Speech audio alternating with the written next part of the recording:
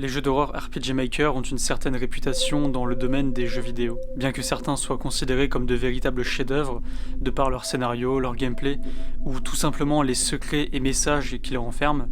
Il y a aussi une chose que l'on ne peut pas mettre de côté, le fait que beaucoup de ces jeux abordent des sujets sensibles et controversés.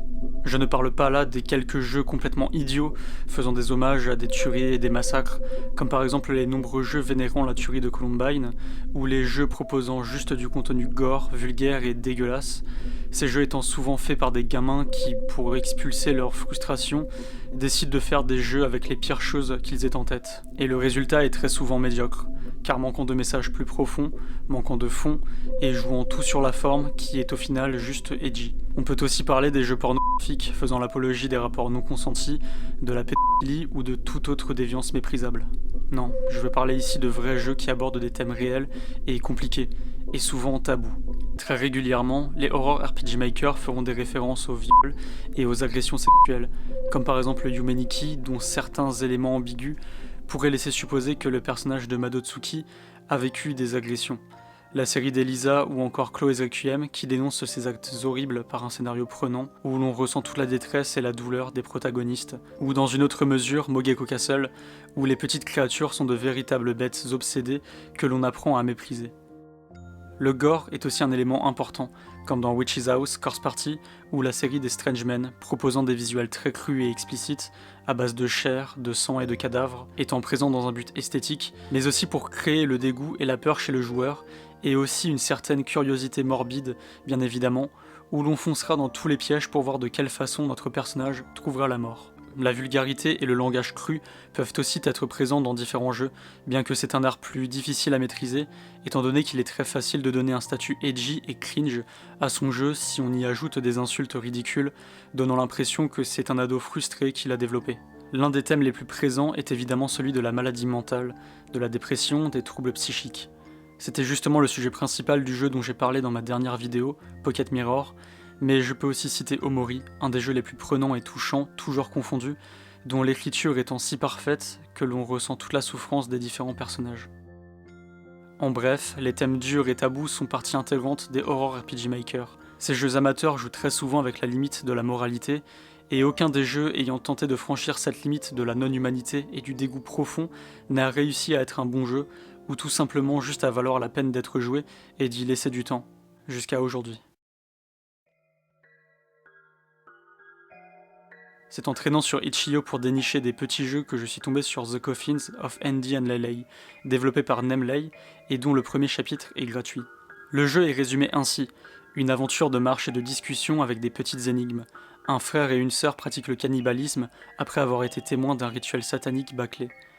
Le jeu compte actuellement 2 chapitres, dont le premier est donc gratuit et sert de démo, et le second est à seulement 10€, et je dois dire qu'il s'agit là d'un des meilleurs jeux auxquels j'ai pu jouer. Comme indiqué précédemment, et je vais y revenir bien en détail dans cette vidéo, le jeu traverse la frontière de la moralité, en y brisant toute règle, que ce soit par le meurtre, le cannibalisme, la manipulation, et bien d'autres thèmes que je vous invite à découvrir en jouant au jeu par vous-même. Si vous ne souhaitez ou ne pouvez y jouer, cette vidéo va résumer l'ensemble du jeu, puis l'analyser dans le but de comprendre ce que nous racontent les aventures de The Coffin of Andy and Leyley.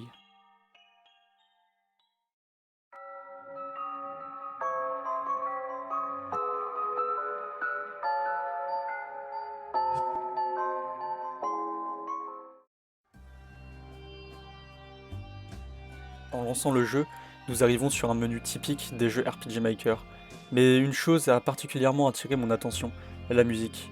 La musique présente, c'est une boucle d'une dizaine de secondes que je trouve vraiment prenante et qui met dans l'ambiance. C'est d'ailleurs souvent le cas dans les horror RPG Maker, où l'OST de l'écran titre est mémorable. Par exemple celle de Yumeniki ou Dotflow, ou encore celle de Witch's House ou de Ib.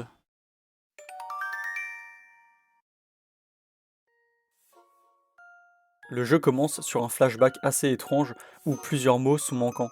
2 enfants discutent et il est compliqué de comprendre ce qu'il se passe exactement. S'ensuit le réveil d'une jeune fille, Ashley Graves, faisant partie du duo formant nos protagonistes. Elle se réveille au milieu d'un salon totalement sale et en désordre.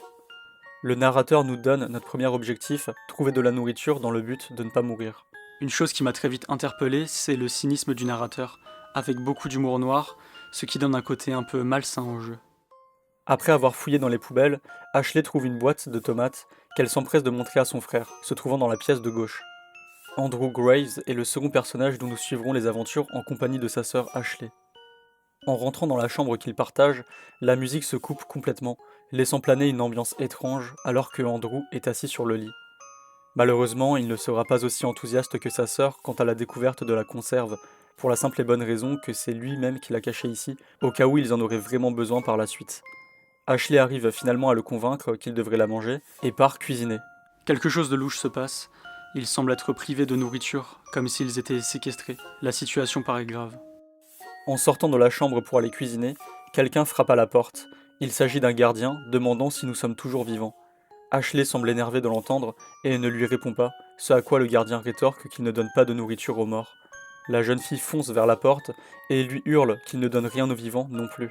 Il est évident que ce gardien maintient en captivité Ashley et Andrew depuis ce qui semble être plusieurs mois et les prive de nourriture. Ashley n'est pas très insistante quant au refus du gardien de l'aider à survivre, comme si elle et son frère avaient déjà essayé depuis longtemps, en vain. Ils finissent par manger leur premier vrai repas depuis un long moment, ne se nourrissant que d'eau aromatisée au sel. Quelque chose d'aussi basique que des tomates en conserve est donc un véritable régal pour eux. C'est alors qu'une musique étrange se fait entendre depuis chez leurs voisins. Ce n'est pas la première fois qu'ils l'entendent et sont relativement dérangés par tout le bruit que leur voisin fait. Intrigués, ils décident de passer par le balcon pour rejoindre celui du voisin, dans le but de regarder ce qu'il fait. Ils ramassent la planche d'une étagère cassée et s'en servent de pont pour traverser les balcons. En scrutant par la fenêtre, ils voient le voisin vêtu d'une robe de rituel sombre, se trouvant dans un pentagramme de sang. On apprend par ce qu'il dit qu'il essaye d'invoquer une créature démoniaque tout droit des enfers. Étonnamment, rien ne se passe, et alors qu'il commence à s'ennuyer, Andrew dit qu'il est bientôt l'heure à laquelle il leur laisse regarder la télé. Le jeune homme dit là une phrase relativement importante, à laquelle on risque de ne pas faire très attention la première fois que l'on fait le jeu. Il faut comprendre là que quiconque les tient en captivité leur impose des heures où la télé diffuse. Les programmes sont donc diffusés à des moments précis, ce qui pourrait indiquer qu'ils sont trafiqués, manipulés, dans le but de limiter l'accès à l'information des personnes enfermées dans l'immeuble pour y laisser passer seulement de la propagande. En l'occurrence, on apprend qu'un incident est en cours depuis 3 mois, impliquant des parasites hautement infectieux présents dans l'eau, et contaminant ceux la consommant. Ainsi, plusieurs habitations, dont celle de Andrew et Ashley Graves, sont mises en quarantaine. Il y a un total de 53 morts depuis ces 3 derniers mois, et le temps du confinement est a priori prolongé de 2 semaines de plus. Tout cela paraît étrange au vu de la condition de santé des 3 personnages confinés que l'on a vus, c'est-à-dire Andrew, Ashley et le cultiste, qui semblent aller très bien. Autre chose étrange, un flashback se déroule juste après, alors que Andrew, qui est énervé, décide d'aller dormir, ce que sa sœur fera aussi. Ashley rêve du moment où sa mère est partie, car elle et son mari ne seraient a priori pas infectés, seuls les enfants le seraient. Ils sont donc partis pile avant que le confinement ne se mette en place, ce qui est relativement étrange, surtout quand on voit la façon dont la mère parle à sa fille lorsqu'elle lui téléphone, lui disant qu'elle ment quand elle lui dit mourir de faim et de ne jamais la rappeler. Ashley se réveille et décide de faire un peu de ménage, ce qui se révèle être une mauvaise idée, car à cause de la faim et du peu d'énergie qu'elle a, elle finit par s'évanouir. Par chance, Andrew la retrouve et la jeune fille se réveille sur le canapé avec la télé allumée. Les informations tournent, ou plutôt la propagande, car en effet le présentateur se fera une joie d'annoncer que les problèmes de distribution des vivres aux personnes confinées sont réglés. Bien évidemment, Andrew et Ashley n'ont rien reçu, ce n'est que du mensonge. Ashley se rendort de nouveau, toujours autant affaibli, mais se réveille doucement durant la nuit à cause de la voix de son frère qui est au téléphone. Il semblerait qu'il discute avec sa copine qui est en train de le larguer. On ne comprend que très peu de choses à part le nom de Ashley qui revient à plusieurs reprises. Et en l'occurrence, la jeune fille ne semble pas très compréhensive, elle semble limite contente que son frère se fasse quitter. Le matin se lève et Ashley décide de trouver son frère pour voir comment il va. Elle le retrouve sur le balcon, en train de regarder froidement une voisine confinée se faire transporter en ambulance. Les autres voisins appellent à l'aide, expliquant mourir de faim, mais évidemment personne ne viendra les aider.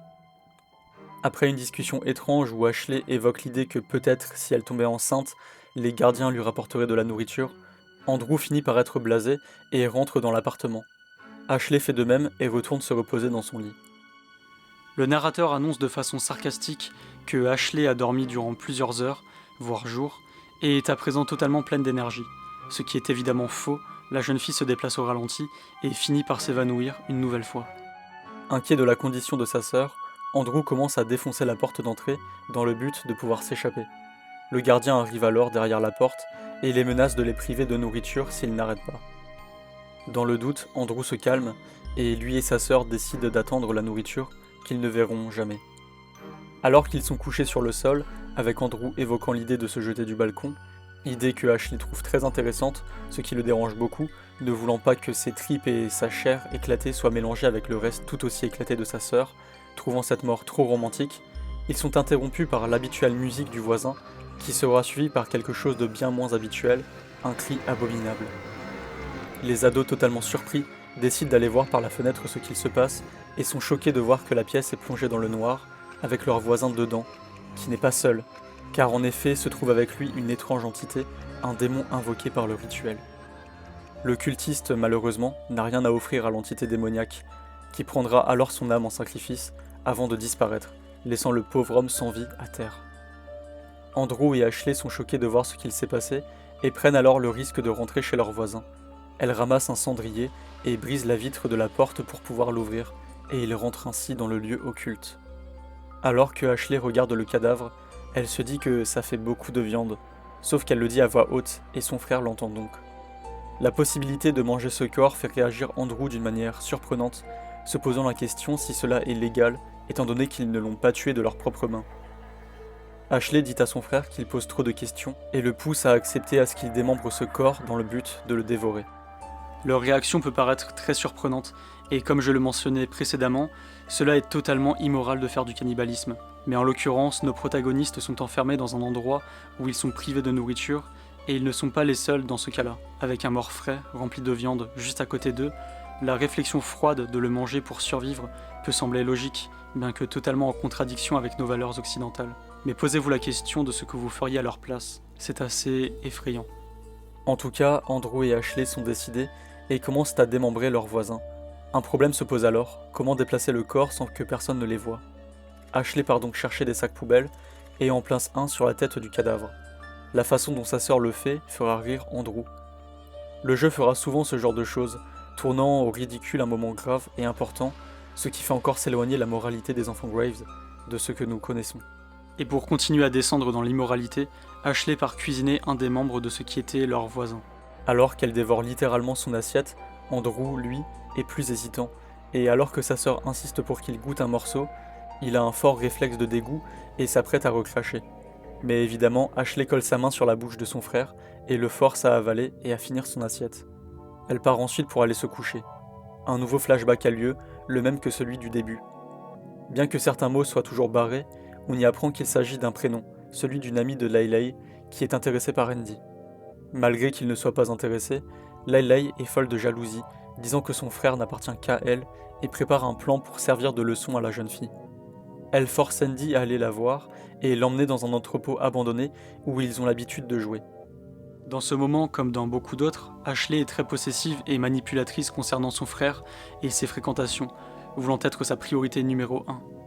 La jeune fille et Andy rejoignent Laylay, qui demande directement si sa mère est au courant, ce qui, par chance ou malchance, ne sera pas le cas. Une chose intéressante ici, c'est qu'en plus du nom de la jeune fille, ses yeux sont tout aussi barrés. On ne remarque que ses cheveux et la couleur jaune du texte.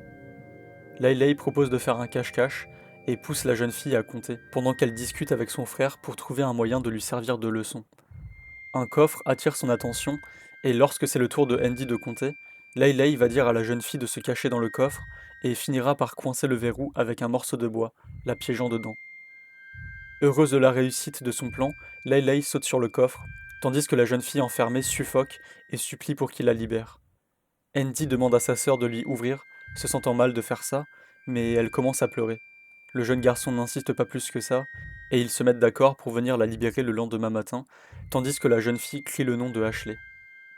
Ashley se réveillera directement, appelée par son frère qui a des remords quant au fait d'avoir mutilé et mangé un corps humain. Elle se défend en lui disant que c'est lui qui a évoqué l'idée, et le débat continue, jusqu'à ce que Andrew se pose et explique qu'il a dû décapiter le cultiste, car sa tête ne rentrait pas dans le congélateur.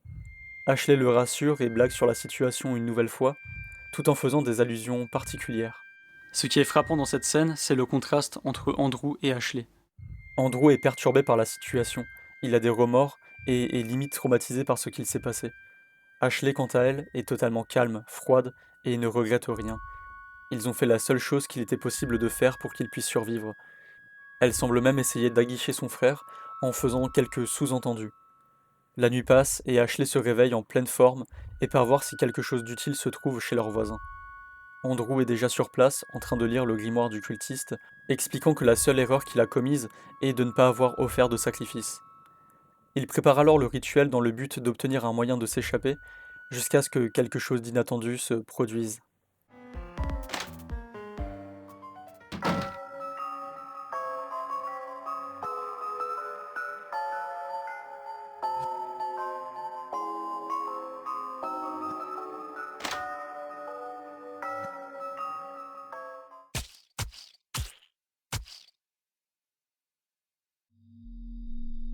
Andrew est arrivé à temps avant que sa sœur ne se fasse attraper, mais une fois encore, sa morale se dégrade, car cette fois-ci, il a tué un homme de ses propres mains.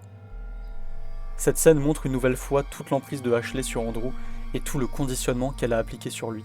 Il est prêt à tout pour la protéger, même à tuer de sang-froid. Mais malgré tout, une chose énerve Andrew, l'indécision de Ashley et le fait qu'elle prenne la situation à la légère. Alors qu'il devient menaçant, elle reprend le dessus, lui disant qu'elle n'aura jamais peur de lui, ce qui le calme complètement. Ils finissent une nouvelle fois par rigoler de la situation et sortent enfin de l'appartement.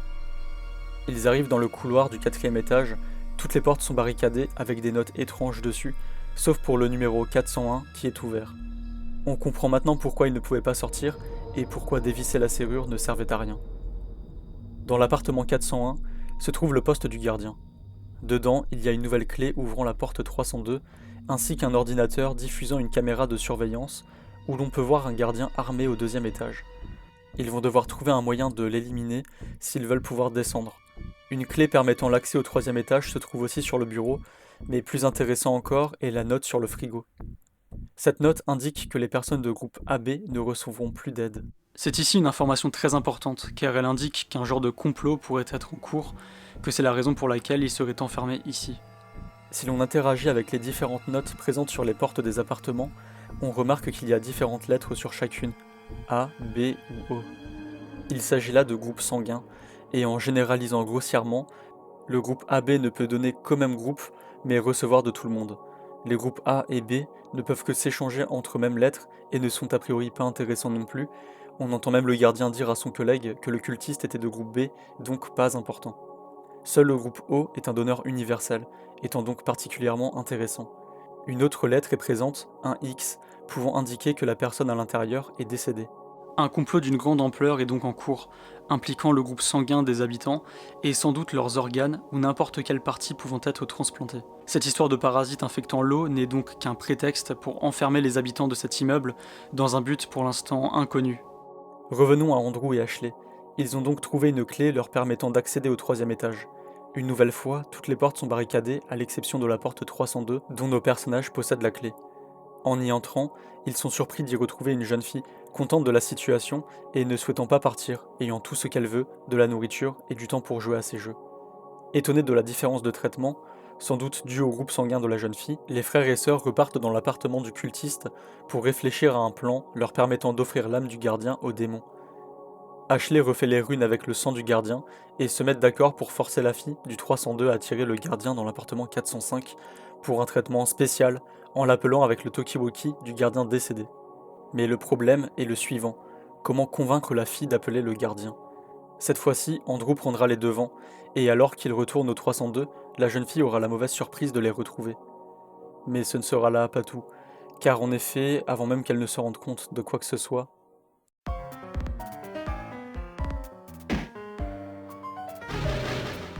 les enfants Graves n'ont plus aucune limite, et menacent avec une arme une innocente qui évidemment s'exécute sans hésiter. Le gardien tombe dans le piège, et Ashley part pour terminer le rituel, bien que quelque chose semble la tracasser. Le rituel aboutit, et le démon apparaît. Le gardien arrive au même moment, étonné de retrouver la pièce plongée dans le noir, et se fait prendre son âme.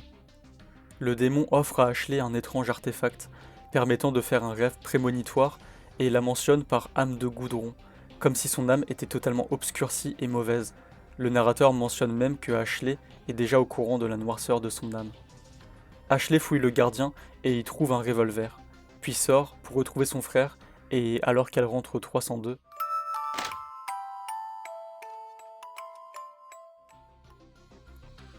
elle est surprise de retrouver le corps de la jeune fille égorgée dans son lit, avec Andrew juste à côté, ayant de nouveau tué quelqu'un. Il se justifie en disant qu'il l'avait relâchée, pensant qu'elle ne ferait rien, mais elle a essayé de prendre un pistolet à clous pour l'attaquer. Pour lui, c'était de la légitime défense.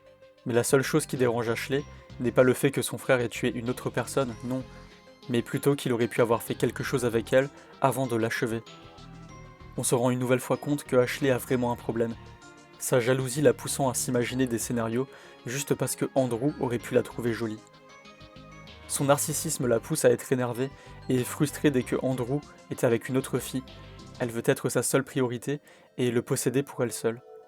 Andrew est fatigué de la toxicité de sa sœur, qu'elle s'imagine des scénarios improbables et qu'elle s'immisce autant dans sa vie sentimentale.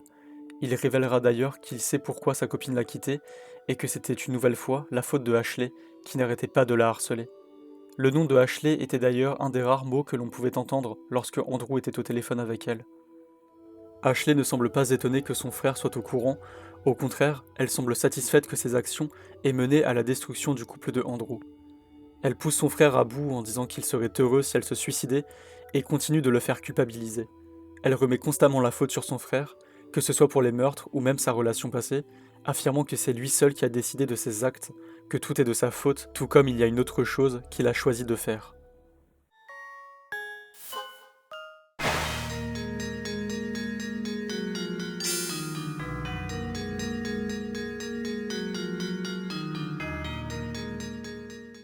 Son obsession pour son frère va trop loin, elle commence à le frapper et l'insulte, lui disant qu'il n'a que elle et qu'il serait seul si elle partait. C'en est trop pour Andrew, qui empoigne le cou de Ashley avec ses deux mains. Malgré cela, elle continue de le manipuler, lui disant qu'elle veut partir avec lui et lui seulement. Andrew la lâche à une condition. Andy et Layley doivent mourir ici. Pour Andrew, ces surnoms ne lui rappellent que des mauvais souvenirs. Ils lui rappellent la mort de la jeune fille qu'ils ont enfermée. Seuls Andrew et Ashley peuvent partir, ensemble. Après avoir utilisé le pistolet à clous pour attacher un long tapis sur la fenêtre du deuxième étage, ils parviennent à sortir, enfin, après 3 mois de confinement incompréhensible, après avoir commis des choses horribles, après avoir perdu leurs parents, et surtout, après avoir perdu leur humanité.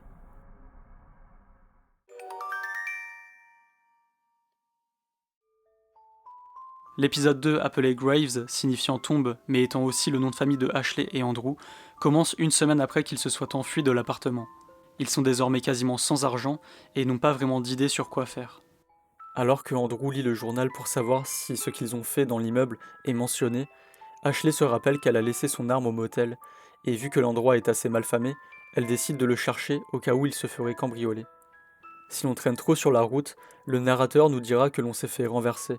C'est une nouvelle fois une blague sombre de ce curieux personnage. Il nous dira ensuite de dégager de la route. Une fois arrivé au motel, Ashley regarde si son arme est toujours là et la récupère, puis prépare une lessive et décide d'embêter de nouveau Andrew qui regardait la télé. Malgré sa promesse, elle va de nouveau appeler son frère Andy pour le provoquer. Les deux commencent à s'embrouiller, Ashley disant qu'elle pourrait se comporter encore plus mal et Andrew lui disant qu'elle le trouvera beaucoup moins accommodant que Andy. Mais ils sont interrompus par les informations qui annoncent que l'immeuble dans lequel ils habitaient a étrangement pris feu, tuant tout le monde se trouvant sur place. C'est en quelque sorte une bonne chose pour Andrew et Ashley. Cela signifie que les preuves de leur crime sont parties en fumée, tout comme eux, ils sont logiquement présumés morts. Si on prend en compte ce complot avec le confinement, l'eau infectée et les notes indiquant ces groupes sanguins et leurs importances, on peut supposer que l'incendie de cet immeuble ne peut pas être une simple coïncidence. Quelqu'un doit être derrière tout ça, quelqu'un de relativement puissant. Quoi qu'il en soit, Ashley part donc se coucher. Mais une chose étrange se produit.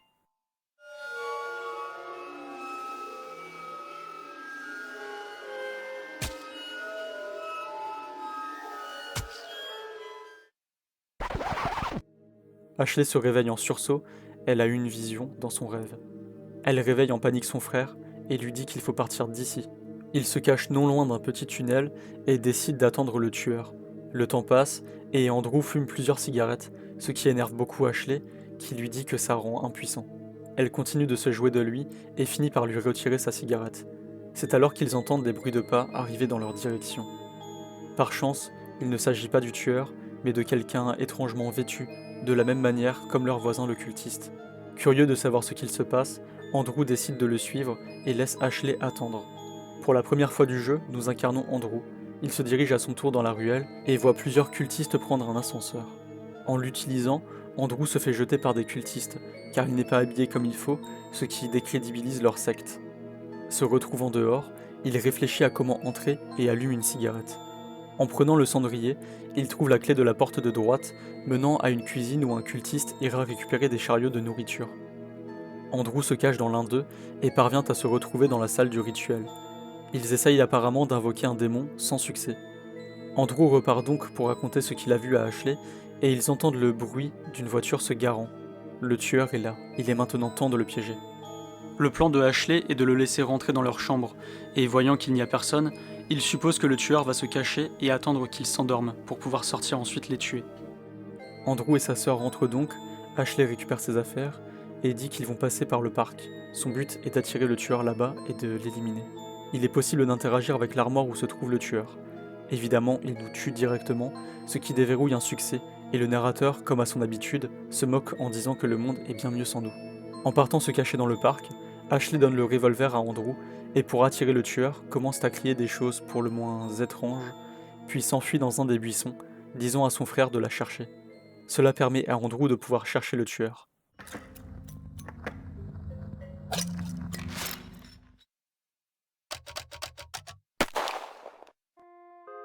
Une nouvelle fois, Ashley laisse son frère s'occuper du sale boulot. En fouillant le tueur, on trouve sur lui les clés de sa voiture, garée devant le motel. Dedans, on y trouve divers documents, dont l'un étant la demande d'assassinat contre nous. Par chance, le commanditaire ne demande pas de nouvelles concernant la réussite de la mission. Quelque chose est bizarre. Pourquoi quelqu'un voudrait assassiner Andrew et Ashley, alors qu'ils sont censés être morts? Et surtout, qui peut bien être derrière tout ça? On peut supposer qu'il s'agit d'un groupuscule puissant, comme les cultistes, ou alors du gouvernement, au courant de ce qu'il s'est passé dans l'immeuble, et donc au courant que Andrew et Ashley Graves sont toujours en vie. Un autre document parle de l'incendie, mais aussi d'un événement similaire, une fuite de gaz chimique s'étant produit dans une autre ville la même semaine. Un commentaire est marqué disant « même merde », comme si d'autres personnes ont réussi à s'échapper de leur confinement. Quoi qu'il en soit, nous n'avons pas plus d'informations sur ça. Ce qui importe maintenant, c'est de trouver de l'argent, et pour ça, Ashley a un plan. Elle veut aller chez ses parents pour les voler. Dans sa façon de parler, on ressent que Ashley a quelque chose contre ses parents, bien au-delà du fait qu'il les ait abandonnés, comme si quelque chose de plus grave s'était passé, au point que les parents abandonnent leurs enfants. Andrew est évidemment contre ce plan, bien qu'il soit le seul à savoir où ils habitent désormais. Il est clair que les parents Graves ne traitent pas leurs enfants de la même manière. Une nouvelle fois, la situation est tournée au ridicule.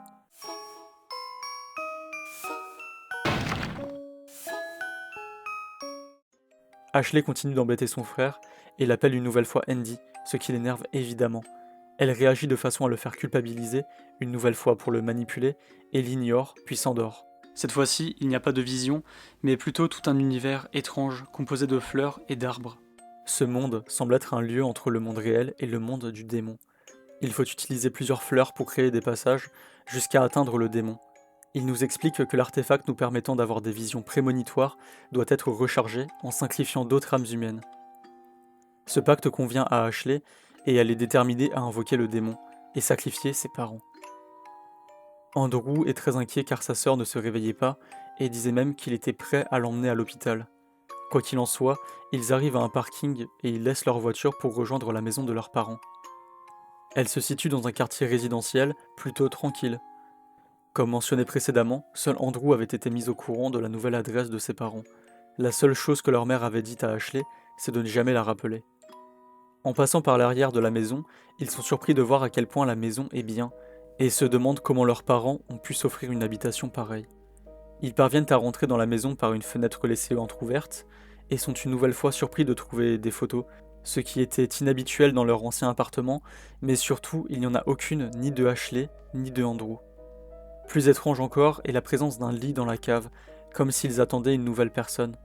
Encore plus surprenant est ce qu'ils trouvent dans un tiroir, des certificats de décès de Andrew et Ashley, datant d'il y a 3 mois, bien avant l'incendie survenu il y a à peine quelques jours. Ces certificats datent d'environ du moment où leur mère a dit à Ashley de ne plus les rappeler. On peut donc penser qu'elle et son mari aient vendu leurs enfants, expliquant ce refus d'entendre parler d'eux et surtout comment ils ont pu obtenir une maison pareille alors qu'ils n'avaient pas beaucoup d'argent. C'est alors qu'ils entendent la porte d'entrée s'ouvrir. Leur mère vient de rentrer. Alors que Ashley est méfiante, Andrew, lui, décide de foncer saluer sa mère, lui disant être content de la retrouver. Leur mère n'est pas du même avis, elle semble froide, et bien que surprise de retrouver ses enfants, elle laisse paraître de la gêne et de l'ennui, demandant à son fils pourquoi il est là, ce à quoi Andrew répond que la porte était ouverte et qu'il voulait leur rendre visite. Ashley est énervé et demande à son frère ce qu'il fait. Il lui explique alors qu'il sait ce qu'il fait et qu'il manipule sa mère, sachant pertinemment que ses parents ont quelque chose à voir quant à leur privation de liberté. Andrew prétend que durant l'incendie, ils ont pu être évacués et qu'ils n'ont aucun parasite, pouvant être libres. Il est clair que la mère sait quelque chose et qu'elle n'est pas satisfaite de retrouver ses enfants. Elle tente de les faire partir en disant que son mari arrive bientôt et qu'elle doit préparer le dîner. Évidemment, Andrew s'impose en lui proposant de s'en occuper et qu'elle peut aller se reposer.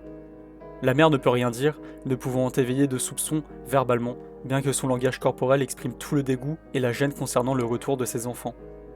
Alors qu'elle part se reposer, Ashley explique à Andrew que l'artefact a besoin d'âme pour pouvoir refonctionner et qu'elle veut sacrifier leurs parents. Andrew explique qu'il a besoin d'y réfléchir. Peu de temps après, leur père rentre à la maison et évidemment ne semble pas très heureux de retrouver ses enfants, se moquant de ce qu'ils disent, et part directement se coucher, étant donné qu'il est fatigué et doit se lever tôt. Il ne fait aucun effort pour ses enfants qu'il n'a pourtant pas vus depuis plus de 3 mois. Sa femme le suit directement, ordonnant à ses enfants de faire la vaisselle. Ashley et son frère discutent quant au sort de leurs parents, Andrew refusant car il craint que la disparition de leurs parents les place directement en tête des suspects, surtout qu'ils sont déjà recherchés, mais par chance présumés morts via la mandation d'un tueur qui n'avait aucun compte à rendre. C'est alors que la mère arrive et observe ses enfants, en particulier Andrew, qui touche étrangement l'arrière du short de sa sœur. Elle explique qu'ils doivent partir d'ici, étant assez âgés car ayant la vingtaine, mais qu'ils peuvent rester pour cette nuit, à condition qu'ils dorment séparément, Andrew sur le canapé et Ashley sur le lit dans la cave. Leur mère semble se poser des questions quant à la relation de ses enfants, les trouvant trop proches et d'une façon qui n'est pas très familiale, leur disant même qu'ils vont devoir vivre séparément une fois qu'ils seront partis de cette maison. Elle finit par leur ordonner d'aller dormir, sous peine de les expulser directement. Andrew s'endort dans le calme, ce qui le dérange plutôt, se retrouvant seul avec ses pensées. Il rêve alors de ce qu'il a fait, retrouvant un cultiste mutilé dans un frigo, ainsi que des souvenirs passés de sa sœur qu'il semble mépriser. Il revoit également son ancienne copine, Julia, dans sa chambre, qui est remplie de lettres de menaces et, surtout, on y voit une Ashley obscure espionnée depuis sa fenêtre. Julia semble timide et très polie, ne voulant pas trop s'imposer dans la relation qu'a Andrew avec sa sœur, mais souhaitant tout de même qu'il passe un peu moins de temps avec elle, de ne pas venir directement dès que Ashley l'appelle, lui demandant de passer plus de temps avec elle.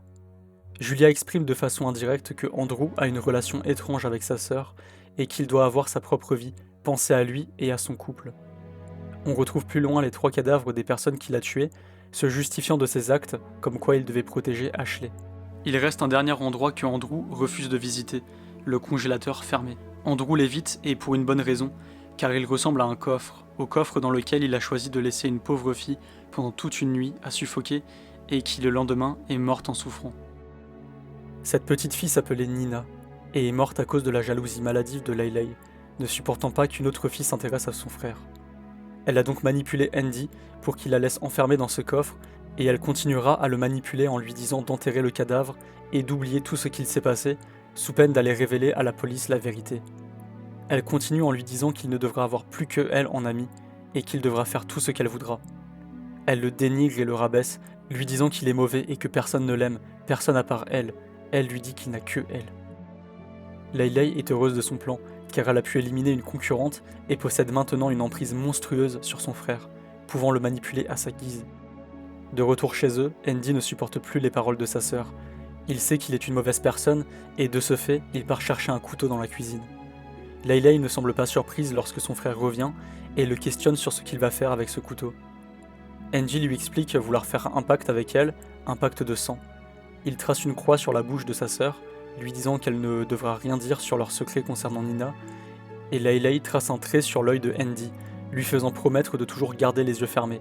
impliquant donc qu'il devra pour toujours être avec elle sans réfléchir à toute l'emprise et la manipulation qu'elle lui inflige. Layley lui dit qu'elle veut le garder pour elle seule, mais Andy n'est pas d'accord et lui explique qu'il y aura d'autres personnes autour de lui, mais que sa sœur reste sa priorité. C'est pour cette raison que malgré qu'il sortait avec Julia, sa sœur restait sa priorité, au point que cela brise son couple. Il est alors réveillé par Ashley lui chuchotant qu'il doit tuer leurs parents. Elle en profite également pour se rapprocher physiquement de lui, ce qui à ce stade n'est plus très étonnant, et ça n'a pas l'air trop de le déranger, même quand elle le mord à la joue. Elle continue en lui disant que leurs parents doivent mourir ce soir. Au même moment, Madame Graves sort de sa chambre, ne voyant pas Ashley qui est derrière le canapé, et commence à parler à son fils, lui disant qu'elle voulait discuter de quelque chose d'important, lui devant des explications, mais sans la présence de sa sœur. Elle commence à mentionner la situation avec Ashley, puis se coupe, remarquant que la principale concernée est ici, proche de son frère. Madame Graves dit qu'elle n'espère qu'il ne se passe pas ce qu'elle pense, et est directement interrompue par Ashley, qui sort son revolver et la met en joue. Elle ordonne à sa mère de descendre à la cave, et à Andrew d'aller chercher la corde dans l'armoire de leurs parents. Une nouvelle fois, on remarque que Madame Graves traite différemment Andrew, voulant discuter avec lui et s'inquiétant même qu'il puisse être énervé. On ne sait rien de ce qu'elle allait dire, on peut seulement supposer qu'elle allait révéler la raison de pourquoi ils les ont abandonnés, et que cette raison a sans doute un lien avec le comportement de Ashley.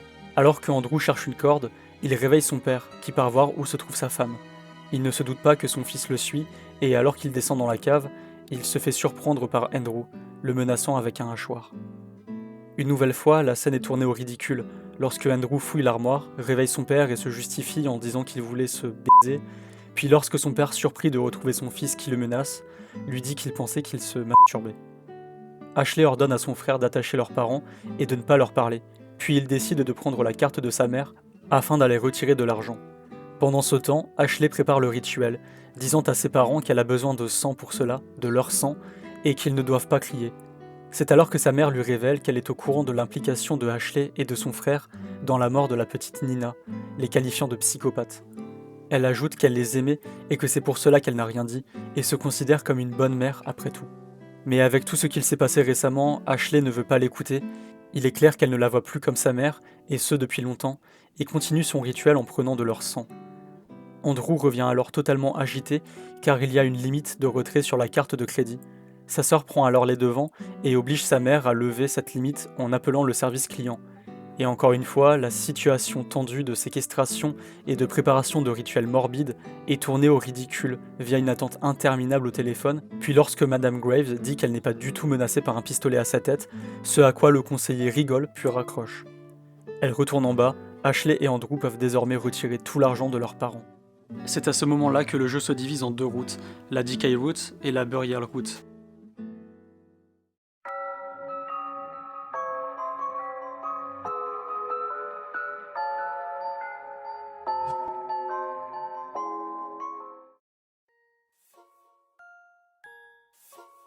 Une des nouveautés intéressantes de ce chapitre 2 de The Coffin of Andy and Layley est la présence de différentes routes qui auront un impact sur le futur du jeu, et cela se voit particulièrement lors de la fin, étant bien évidemment différente, mais aussi par le fait que le nom du chapitre 3 change en fonction de la route que l'on a choisie.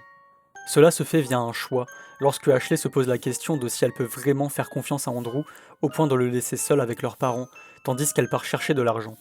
Les deux choix sont bien distincts, lui faire confiance ou non. Pour suivre la Decay Route, il faut choisir de ne pas faire confiance à Andrew. Ashley ne croit pas capable son frère de veiller sur des otages, comme durant l'incident de l'appartement 302, où elle n'est pas convaincue qu'il n'ait rien tenté avec la fille y habitant, et l'envoie donc retirer de l'argent. Ashley est donc seule avec son père et sa mère, qui est énervé de voir qu'elle manipule autant Andrew. Les deux s'embrouillent et le père fait une intervention inutile, puis la jeune fille termine les préparatifs du rituel. Andrew revient avec l'argent, le rituel peut commencer.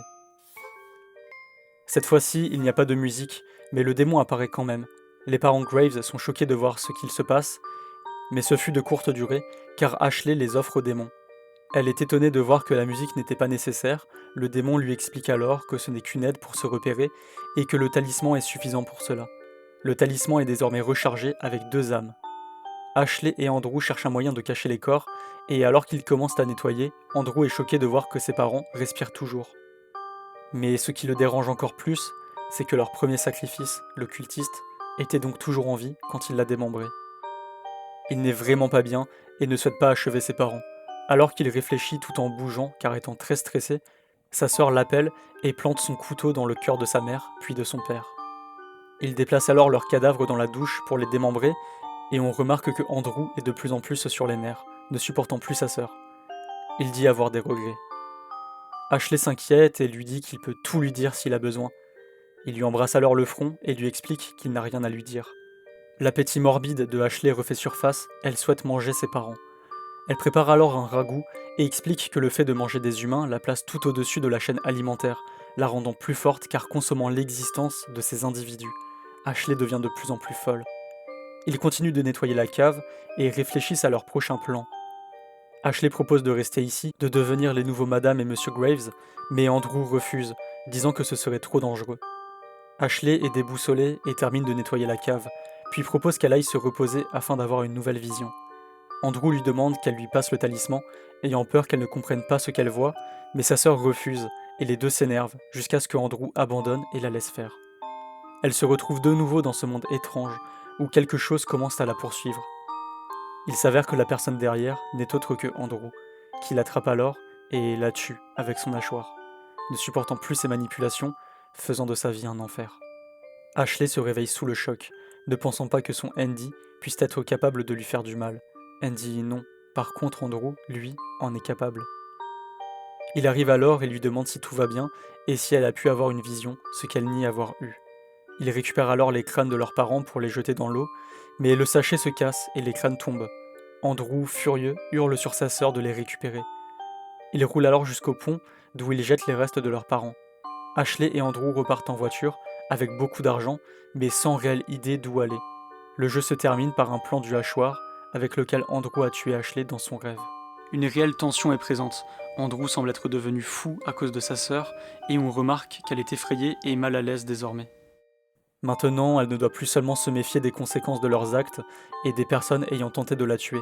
Elle doit aussi faire attention à son propre frère, qui, à force de le tourmenter, a sombré dans une folie, le rendant imprévisible et dangereux. Cette fin peut être considérée comme une mauvaise, la relation entre le frère et la sœur s'étant vraiment dégradée, et où la confiance entre les deux s'est brisée. La vision est surprenante, et cela prouverait que Andrew a sombré dans la folie, mais qu'il n'a aussi plus aucune limite, étant a priori prêt à tuer celle qu'il a voulu protéger depuis plusieurs années. Mais on peut se poser la question sur la véracité de cette vision, car en effet la seule que nous avons eue, celle du motel, se passait dans le monde réel, or celle-ci se passe dans le rêve. On peut imaginer deux hypothèses. Soit la vision est fausse, il ne s'agissait là que d'un rêve de Ashley, craignant le changement de son frère, soit la vision est réelle, signifiant donc que le monde du rêve, l'entremonde entre celui des vivants et des démons, leur sera accessible physiquement parlant, ou alors que ce qu'il s'y passe peut avoir des répercussions sur le monde réel. Par exemple, la mort dans ce monde implique la mort dans notre réalité. Quoi qu'il en soit, seuls les futurs chapitres, et en particulier le prochain, s'appelant Decay ou Pourrissement, viendront apporter des réponses. La Burial Route peut être vue comme une fin un peu plus positive, et celle ayant fait beaucoup parler d'elle. Pour la suivre, il faut faire confiance à Andrew, afin de le laisser rester seul avec nos parents, pendant que Ashley part vider le compte en banque de sa mère. Durant le temps où il prépare le rituel, sa mère lui posera des questions et tentera de le faire se retourner contre sa sœur, lui proposant même d'aller travailler chez son père, ce qu'il va évidemment refuser.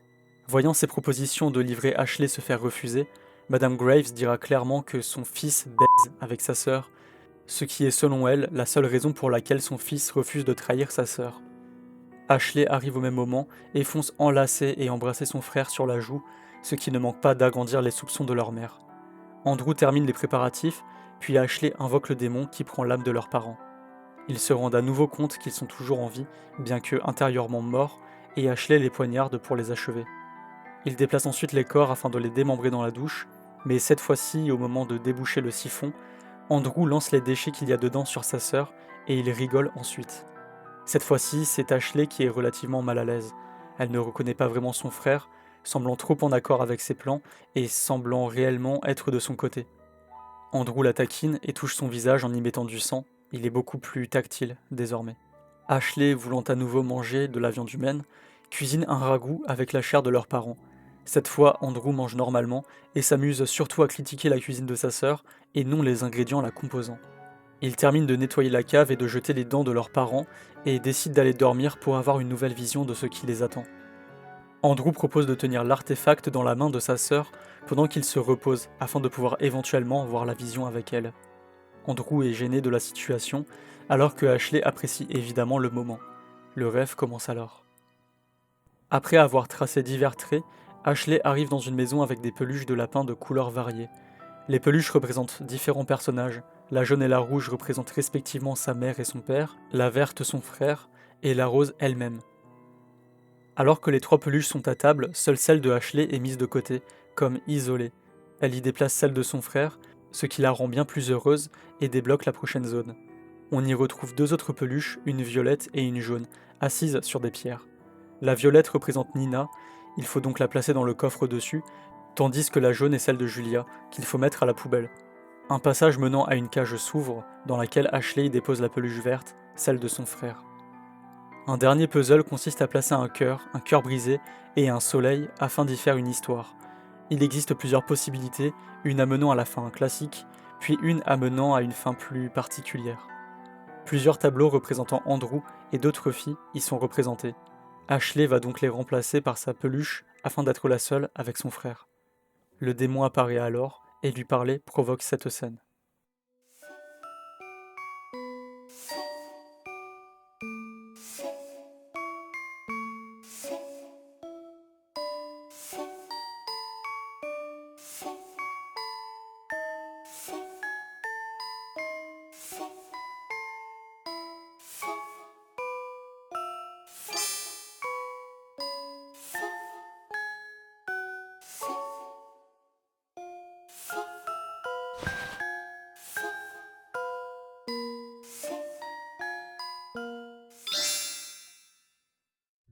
Cette scène est à l'origine de toute la polémique sur ce jeu. On y retrouve Ashley et Andrew fumant une cigarette, tous les deux nus avec des traces de morsure. Il est évident que la scène les représente après qu'ils aient eu un rapport, surtout compte tenu des jeux de mots présents. Ashley se réveille toute gênée, mais pas autant que Andrew, qui semble avoir aussi vu la vision, bien qu'il tente de le nier. Il demande si leur relation risque d'aller jusque-là, et un choix est alors disponible, ne changeant pas trop la route, étant donné que le nom du futur chapitre restera le même, peu importe le choix. L'un implique qu'il ne faut jamais dire jamais, tandis que l'autre est un jamais catégorique. Ils terminent leur conversation et partent jeter les crânes dans l'eau. À nouveau, les sachets contenant les crânes se brisent, mais cette fois, Andrew est beaucoup moins énervé avec sa sœur. Ashley propose de voir qui lance le crâne le plus loin, et son frère triche en la poussant. Ils se chamaillent et se font un câlin avant de réfléchir à leur futur plan. Andrew s'allume une cigarette alors qu'une marque étrange apparaît sur sa main.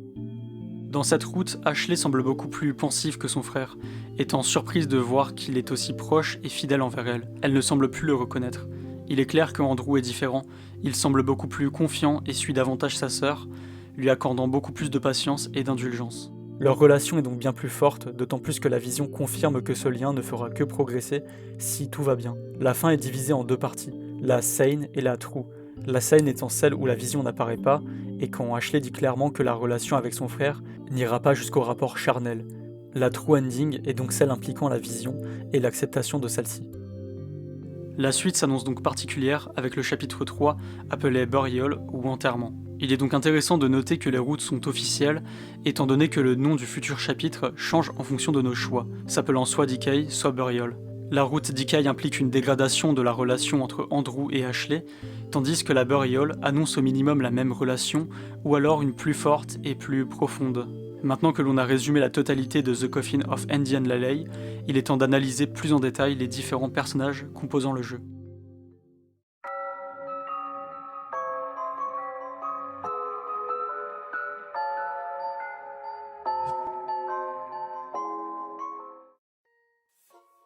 Bien que dans The Coffin il y ait 2 personnages principaux, il est clair que Ashley est bien plus impliquée et mise en avant que son frère, étant la seule personnage jouable durant le premier chapitre.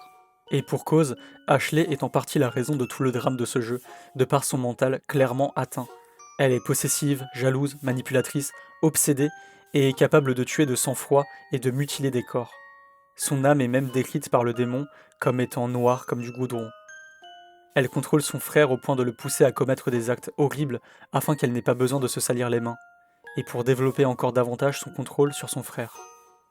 Son désir de possession de Andrew est véritablement maladif et montre sa toxicité. À l'inverse de Andrew, qui était considéré comme un enfant facile, Ashley, elle, fut plus compliquée à gérer, au point que ses parents abandonnent totalement toute éducation envers elle. Et il n'est pas impossible que cet abandon, ces éventuelles maltraitances, soient à l'origine de son caractère toxique et borderline. Madame Graves ayant eu ses enfants très tôt, avec encore une fois un Andrew très sage et facile, il suffit que Ashley soit une enfant pleurant un peu plus ou demandant un peu plus d'attention pour que les tout jeunes parents ne pètent juste un plomb et soit la maltraitent, soit l'ignorent juste. Dans la Burial Route, on retrouve une maison représentant leur ancien appartement. Il y a une table avec 4 peluches de lapin représentant les 4 membres de la famille, une jaune, une rouge, une verte et une rose. La rose représente justement Ashley et étrangement, elle ne fait que de tomber de la chaise. La scène du dîner dans la nouvelle maison des parents montre que Andrew et ses parents sont assis sur des chaises et seule Ashley est assise sur un escabeau. Il faut aussi prendre en compte que Andrew cuisinait beaucoup pour sa sœur, s'occupant d'elle, et avec tous ces détails concernant les repas, on peut supposer que Monsieur et Madame Graves privaient Ashley de nourriture ou alors la privaient de s'asseoir avec eux à table, la mettant à l'écart. En regardant la peluche de Ashley, le lapin rose, dans l'inventaire, elle sera décrite comme inutile, pouvant indiquer que durant son enfance, Ashley se sentait de trop, pas à sa place, et donc que ses parents l'ignoraient ou la maltraitaient, que ce soit mentalement ou physiquement. On sait que l'enfance a un rôle extrêmement important dans le développement psychologique de n'importe quel individu, et avec l'absence de ses parents alors qu'elle n'avait que 5 ans, Ashley ne pouvait se fier qu'à son frère, ce qui a donc pu développer sa crainte de l'abandon et son obsession pour Andrew. Et n'ayant pas reçu d'éducation soutenue, en plus du fait que ses parents parlaient sans doute ouvertement de sexe, cela a pu créer un climat particulier en Ashley, la poussant à ne pas comprendre la moralité, ni à différencier le bien du mal, les choses à faire et à ne pas faire, et les sujets tabous, faisant d'elle une personne sujet aux troubles psychologiques, étant ignorée, la rendant donc petit à petit toxique.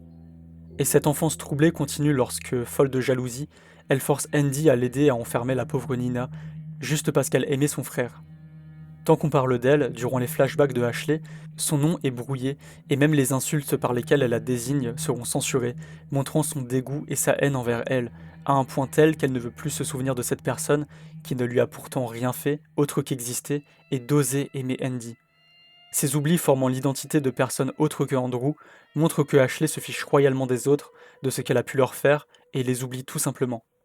Malgré son côté calculateur et son passé compliqué, Ashley est narcissique et a beaucoup, voire trop confiance en elle, au point d'omettre beaucoup de détails pouvant provoquer un risque de se faire attraper. Mais par chance, son frère Andrew est toujours là pour l'aider et la soutenir, réparant ses erreurs. S'il est certain que Ashley a des troubles psychologiques et mentaux, Andrew ne reste pas un saint intouchable. Il est clair qu'à l'inverse de sa sœur, on peut le considérer comme normal au début du jeu. Il était en couple et avait un semblant de vie sociale, faisait des études, et même s'il portait sur lui les stigmates d'un ado/jeune adulte en dépression ou souffrance intérieure, s'habillant tout de noir avec un style particulier, ayant les cheveux sombres et peu, voire pas coiffés, ayant un visage blasé, et en se basant sur ses dialogues, on peut supposer qu'il a une voix calme et globalement désintéressée. Rien ne paraît choquant chez Andrew. Son lien avec Ashley est très fort et important, et pas seulement à cause de la faible différence d'âge séparant les deux. Andrew a dû s'occuper de sa sœur à partir de ses 7 ans, sa mère ne pouvant s'en occuper, la trouvant trop compliquée, contrairement à Andrew, qui lui était un enfant facile. Ainsi, Andrew était le seul à recevoir de l'argent de poche, dont il se servait pour cuisiner ou acheter des choses à sa sœur. Il dut même s'occuper de l'anniversaire de Ashley en achetant des muffins. Et ce fut d'autant pire lorsque Nina fut retrouvée morte. Madame Graves savait pertinemment que ses enfants avaient quelque chose à voir là-dedans, ce qui dégrada davantage son amour pour eux, qui restait tout de même assez fort pour l'empêcher d'aller les dénoncer, ce qui lui aurait provoqué des problèmes d'ailleurs, c'est un fait à prendre en compte, mais pas suffisamment pour l'empêcher de les critiquer, de les qualifier de psychopathes, et surtout de s'imaginer qu'ils puissent coucher ensemble. Et concernant cette relation, il est fort probable que Madame Graves fut la raison pour laquelle Andrew et Ashley sont aussi proches d'une façon si ambiguë, disant clairement que Andrew baise sa sœur, et vu son côté libertin et le fait qu'elle ait eu des relations très tôt, il est fort à parier que lorsque ses enfants étaient plus jeunes, elle parlait clairement de sexualité à côté d'eux ou avec eux, leur imprégnant des idées de ce style dans la tête. À cause de tout ça, leurs parents n'étaient que très peu présents pour eux, ils étaient donc juste tous les deux constamment, ce qui renforça leur lien encore plus. Malgré tout, sa sœur Ashley étant extrêmement toxique envers lui, l'a endommagé profondément. Tout d'abord, Ashley le fait beaucoup culpabiliser. Un des premiers actes étant la mort de Nina, Andy ayant accepté le plan de Layleigh de l'enfermer dans le coffre et de l'y laisser toute la nuit, en la retrouvant morte asphyxiée. C'est aussi Lai Lai qui a poussé son frère à l'enterrer avant de lui faire du chantage, menaçant de tout révéler s'il ne faisait pas ce qu'elle désirait. C'est là le point de départ, le premier acte commençant à détruire la mentalité de Andrew. À partir de ce moment, il va commencer à porter de moins en moins de couleurs, car bien que ce soit assez discret, il portait du mauve quand il était plus jeune. D'ailleurs, les vêtements de Ashley seront toujours dans les mêmes teintes et couleurs que ceux de son frère, portant du mauve quand ils étaient jeunes et du noir et gris actuellement. Ashley le pousse à commettre ces actes horribles, dans le but que lui seul ne se salisse les mains et pour ancrer encore plus son contrôle sur lui. Et cela semble lui convenir petit à petit. Car bien qu'il se plaint de son statut de victime, l'emprise que Ashley a sur lui permet d'agir peu importe les conséquences, que ce soit en enfermant Nina, en démembrant et mangeant le cultiste, en laissant sa copine partir sans la retenir, en tuant le gardien à coups de hachoir, en tuant la fille du 302, et en séquestrant et laissant ses parents se faire prendre leur âme par le démon. Selon lui, ce n'est pas de sa faute, mais celle de Ashley.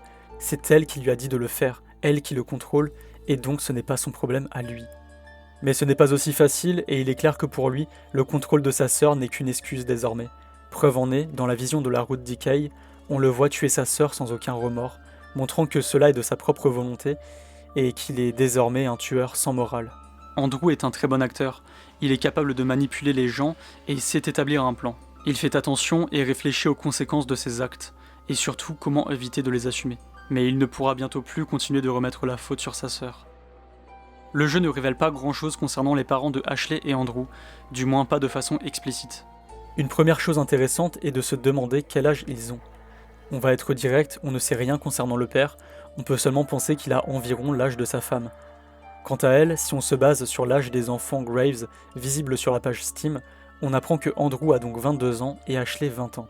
Dans un des dialogues, leur mère nous apprend que lorsqu'elle avait environ leur âge, début vingtaine donc, elle avait déjà un enfant de 7 ans, Andrew, et une autre de 5 ans, Ashley.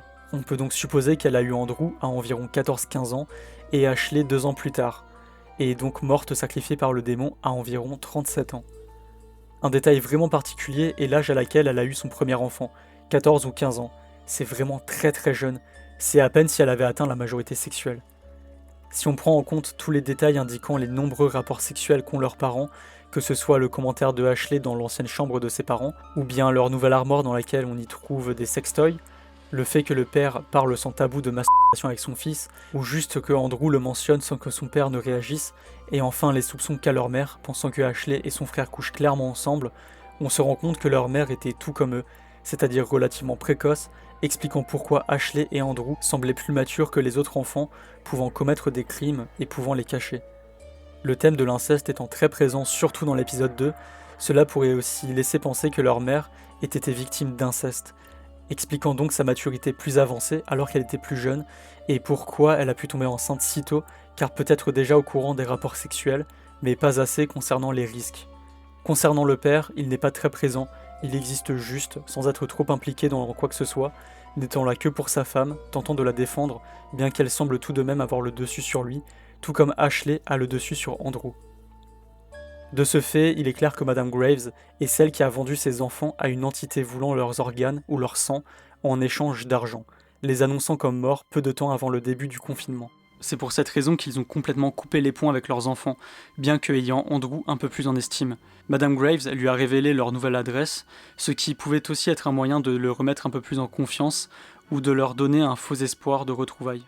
L'arnaque à l'assurance dont elle parle n'est donc qu'un nom détourné pour dire qu'elle a en réalité vendu ses enfants. Il serait intéressant de parler maintenant du principal antagoniste du jeu, dont on ne connaît pour le moment que très peu de choses et qui n'est toujours pas montré de façon explicite.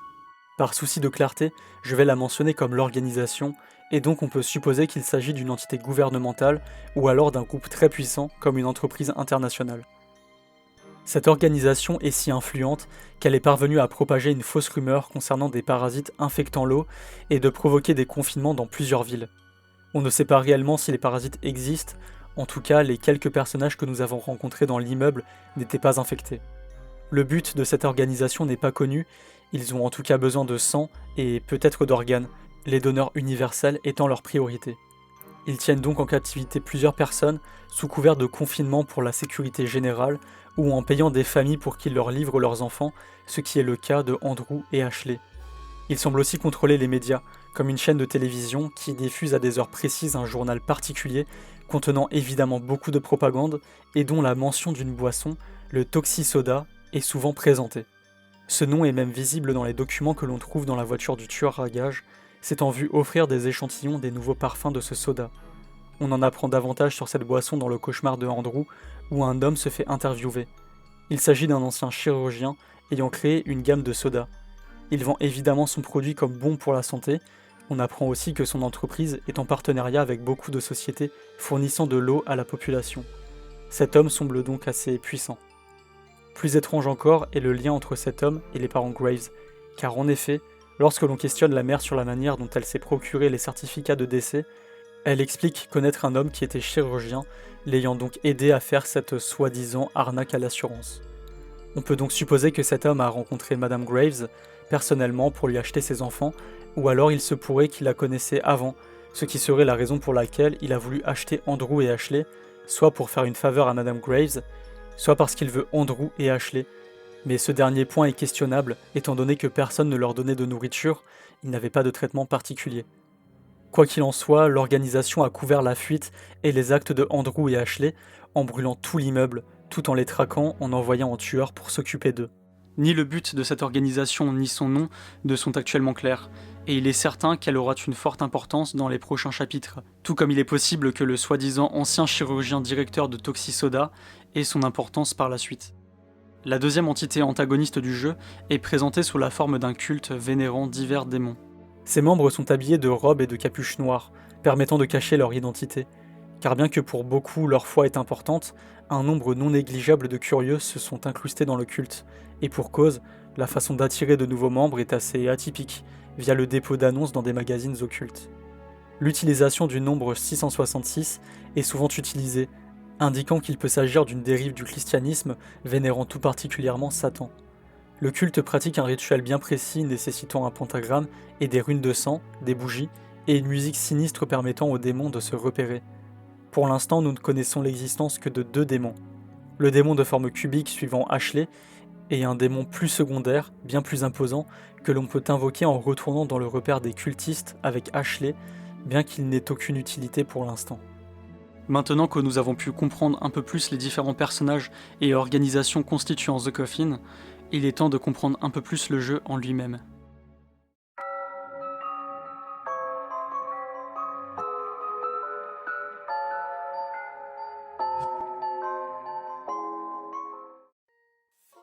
The Coffin of Andy and Laley est assez déroutant pour n'importe qui de normal. J'entends par là n'importe quelle personne qui n'est pas habituée au gore explicite et au contenu ultra violent, ce qui je pense constitue la majorité des gens. Beaucoup d'entre nous ont été éduqués ou ont grandi avec des principes moraux précis. Dans le monde occidental, cela vient surtout des valeurs chrétiennes, des valeurs du droit et plus récemment des valeurs transmises dans les œuvres culturelles, en particulier dans les productions américaines qui étaient soumises au code Hays. Pour faire court, le code Hays était un ensemble de règles appliquées aux films hollywoodiens entre début 1930 et fin 1960, voulant produire des films présentables et sécurisés au grand public. Cela implique une présence des valeurs chrétiennes et familiales, de ne pas montrer de contenu sexuel, le fait que le gentil gagne et que le méchant perde, aucune insulte, en bref, le puritanisme américain que vous connaissez tous. Et bien que vous et moi soyons français, l'influence de la culture américaine, ou du moins des valeurs chrétiennes, nous ont impacté et forgé notre façon de voir la morale. Et c'est en étant exposés à des contenus étant en désaccord avec ces codes moraux que nous allons réagir de différentes manières, que ce soit par la curiosité morbide ou un intérêt particulier du fait d'une histoire bafouant notre vision de la moralité, la rendant intrigante, voire passionnante. Dans le cas de The Coffin, cette perversion de la moralité va permettre de créer une distance entre le joueur et le personnage dont l'humanité s'estompe peu à peu. Ils font des choses dont on ne pourrait ou ne voudrait être capable de faire, et cela va créer un véritable intérêt et une certaine implication, car chaque choix et acte horrible va éveiller notre curiosité. Au travers du jeu, Andrew et Ashley vont se comporter comme s'ils n'avaient plus aucun filtre, plus aucune limite, ayant côtoyé la mort de près à plusieurs reprises et commis des actes immoraux au point d'en avoir perdu leur humanité. Ces actes étant le vol et l'extorsion, le meurtre et le cannibalisme, le parricide et le matricide, et la pactisation avec un démon. Une des dernières choses possibles pour leur retirer toute once d'humanité concerne leur relation plus qu'ambiguë, jonglant entre amour fraternel et passion charnelle, l'inceste. Il existe une forte tension sexuelle entre les deux personnages, étant entre guillemets relativement discrète dans les premiers épisodes, avant d'être beaucoup plus explicite dans le deuxième, sans pour autant qu'aucun acte symbolique, comprendre un baiser ou un rapport, ne soit réalisé, du moins pour l'instant. Cette ambiguïté sur l'inceste est constamment présente, comme par exemple quand Ashley touche le visage de son frère, comment elle réagit concernant la fille du 302, ayant peur qu'il ait eu un rapport avec elle, ou même tout simplement qu'il la trouve séduisante. On peut aussi rappeler que Nina est morte car elle était intéressée par Andrew et que Ashley ne supportait pas de devoir partager son frère, chose qu'elle a dû être contrainte de faire par la suite quand il fréquentait Julia. Mais Ashley ne se défilait pas et allait jusqu'à la harceler en lui envoyant des lettres de menaces et même en allant supposément l'espionner par sa fenêtre. Ashley est même souvent intriguée par la vision que porte son frère sur elle, voulant qu'il la trouve jolie, elle veut l'attirer. Et cette obsession ira jusqu'à dans ses visions, où elle se verra coucher avec Andrew dans un futur éventuel, chose que son frère verra aussi. Après cette vision, peu importe le choix que nous faisons, Ashley ne niera pas ce qu'il risque de se passer, soit en exprimant explicitement à son frère qui ne veut pas que cette relation se produise, de ne jamais dire jamais, ou bien en disant que cela n'arrivera pas, mais ne serait pas contre si son frère le désirait. En d'autres termes, Ashley désire Andrew, mais n'est pas encore prête à passer le cap. Pour elle, cela se résume à un petit jeu ambigu. Mais cette ambiguïté et cette tension ne font que monter plus le jeu progresse. Même leur propre mère fera plusieurs réflexions quant à leur relation plus que douteuse, et il est fort probable que les futurs épisodes établissent une réelle relation sentimentale et ou sexuelle entre Andrew et Ashley. Cela pourrait être montré de différentes façons, avec des répercussions variées en fonction de la route que nous jouons, route qui indique le degré de confiance et de complicité entre les deux frères et sœurs. Malgré tout, The Coffin of Andy and Lily n'est pas un jeu basé sur l'inceste, comme d'autres œuvres particulières en font leur thème principal. Ici, ce rapport n'est là que pour montrer l'obsession que Ashley a envers son frère, au point de briser tout ce qu'il y a autour de Andrew, lien de sang compris, elle ne voit que lui et lui seulement. Bien que tous ces éléments permettent d'indiquer une mentalité très affaiblie chez les deux frères et sœurs, un dernier trouble peut être ajouté, un trouble de l'identité. Comme le nom du jeu l'indique, nous suivons l'histoire de Andy et Lelei, mais ces surnoms ne seront que très peu utilisés, et surtout à des occasions précises. Ils pourraient ainsi n'être pas seulement des surnoms affectifs, mais aussi des états mentaux durant lesquels Andrew et Ashley pourraient être différents. Pour Andrew, le nom Andy lui rappelle le passé et la mort de Nina, et il ira même jusqu'à faire promettre à sa sœur de ne plus l'appeler comme ça, considérant Andy comme mort dans l'appartement. Le cercueil mentionné dans le nom du jeu peut faire référence à plusieurs choses. La fin de l'épisode 1 permet à Andrew et Ashley de s'échapper de leur appartement, l'endroit où ils auraient dû mourir. On assimile donc cet endroit au cercueil, bien qu'ils aient échappé à leur mort. Mais en réalité, leur appartement est bel et bien leur cercueil, car bien qu'ils soient sortis en vie physiquement parlant, leur humanité, elle, est restée là-bas. Durant ces 3 mois de confinement, ils ont perdu leurs parents, leurs proches, leur avenir, ils ont souffert de famine extrême, et pour survivre, ils sont devenus des meurtriers et des cannibales, tout en pactisant avec un démon. Leur humanité et leur moralité sont mortes en l'espace de 2 jours, durant lesquels ils ont commis des choses horribles. Et bien qu'ils soient sortis de leur immeuble, une partie d'eux est toujours enfermée là-dedans, une partie qu'ils ne pourront plus jamais retrouver. Tout comme Andy et Lily sont censés être morts là-bas. Évidemment, le congélateur dans lequel ils ont stocké le cultiste qu'ils allaient dévorer, le coffre dans lequel ils ont enfermé Nina, le motel où ils étaient censés se faire assassiner, et la maison de leurs parents, maison qu'ils ont pu se payer via la mort de leurs enfants, et où, ironiquement, ce seront eux qui y trouveront la mort, peuvent aussi être considérés comme des cercueils, mais pas ceux de Andy et Lily, ce sont ceux d'autres personnes. Mais il y a une question que l'on peut se poser. Quel sera le cercueil de Andrew et de Ashley ?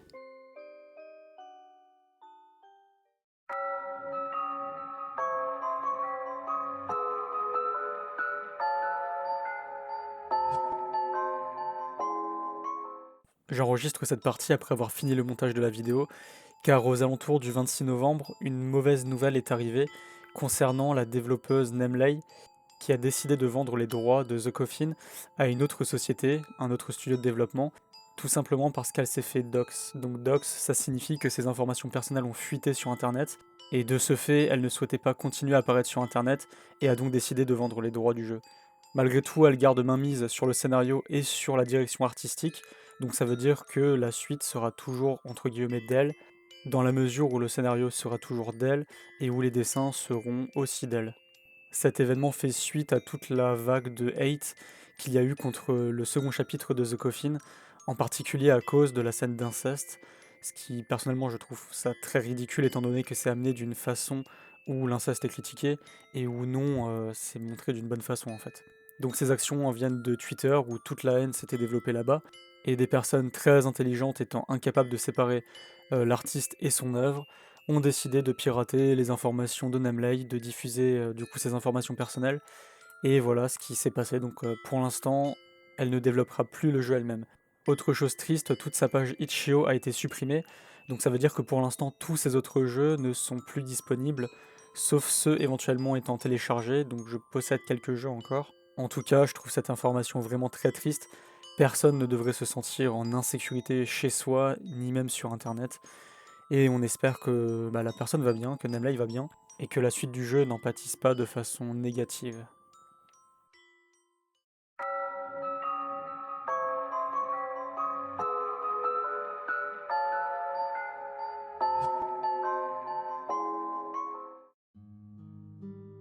The Coffin of Andy and Laylay est un jeu qui semble simple, un jeu jouant sur l'immoralité et la liberté, se voulant teen movie avec des personnages totalement déchaînés, mais qui au fond est bien plus complexe et semble porter un message bien plus lourd. On peut y lire des critiques de la société de consommation et comment les gouvernements ont géré la crise de la Covid avec des confinements ayant marqué tout particulièrement les jeunes, se voyant privés de leur liberté, provoquant une crise économique dont beaucoup de personnes ont souffert, symbolisée ici par la famine des personnages, alors que beaucoup de grosses entreprises ont gagné énormément d'argent sur le dos de la population qui en perdait, montré via l'entreprise Toxisoda.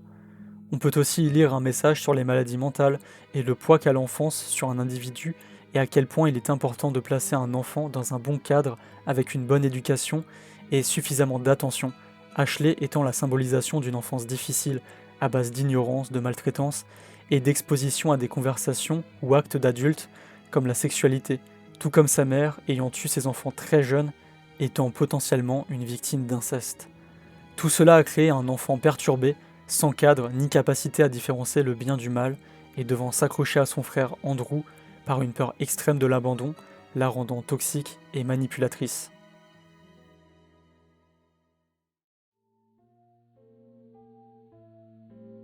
Le jeu est véritablement excellent et le chapitre 3, devant sortir en 2024, nous apportera davantage d'informations et je ne manquerai pas d'en parler.